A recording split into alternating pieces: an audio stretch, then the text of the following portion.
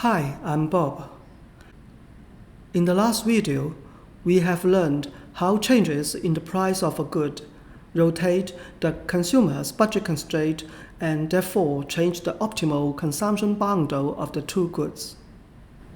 Today, we will learn how to derive a demand curve from the optimal consumption choices as price changes. A demand curve shows the quantity demanded of a good for any given price. As the price of a good changes, the consumer's demand for that good changes based on her optimal choice.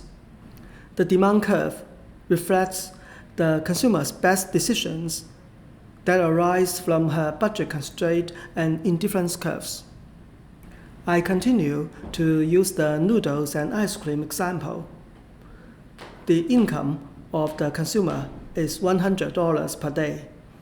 Suppose she consumes two goods, noodles and ice cream.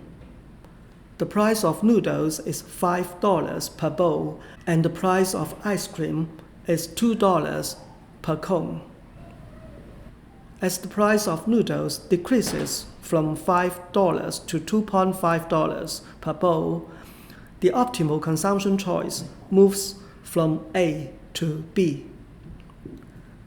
The quantity demanded for noodles increases from Q1 to Q2.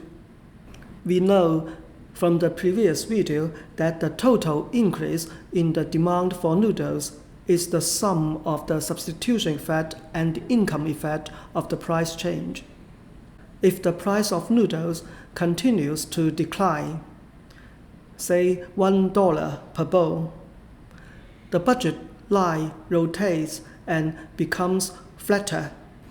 The new optimal consumption bundle is at point C. The consumer purchases more noodles. We can trace out the demand curve for noodles from the consumer's optimal choices. We put the price of noodles on the vertical axis and the quantity demanded of noodles on the horizontal axis. The points A prime, B prime, and C prime on the demand curve correspond to the optimal consumption bundles A, B, and C on the indifference curves. When the price of noodles is $5 per bowl, the demand for noodles is Q1. As the price drops to $2.5, the quantity demanded increases to Q2. The demand for noodles continues to rise to Q3 when the price falls to $1. The demand curve is downward sloping as the law of demand predicts.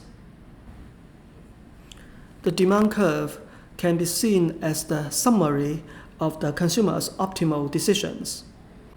Each point on the demand curve reflects the consumer's best choice to maximize her utility subject to the budget constraint.